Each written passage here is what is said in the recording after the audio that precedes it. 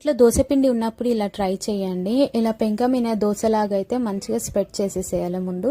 ఇలా స్ప్రెడ్ చేసిన తర్వాత 1 tea spoon pizza sauce, 1 tea spoon టమాటా కెచప్ కూడా వేయాలి. ఇలా వేసి ఇంకా మంచిగా దోశ మొత్తం బాగా స్ప్రెడ్ చేయాలి. ఇలా స్ప్రెడ్ చేసిన తర్వాత కొన్ని టమాటాలు, కొన్ని ఆనియన్స్ అండ్ 1 టీ స్పూన్ గీ అయితే మంచిగా స్ప్రెడ్ చేయాలి. ఇలా స్ప్రెడ్ చేసిన తర్వాత ఇంకా మంచిగా చీజ్ అయితే మొత్తం తురుముకోవాలన్నమాట. ఇలా దోశ మొత్తం తురుముకోవాలి.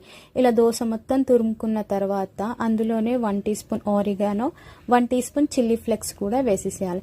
ఇలా వేసిన తర్వాత 2 మినిట్స్ పాటు హై ఫ్లేమ్లో ఇలా పెడుతూ ఉంటే ఇలా బుడగల్లాగా వస్తుంది అనమాట మన చీజ్.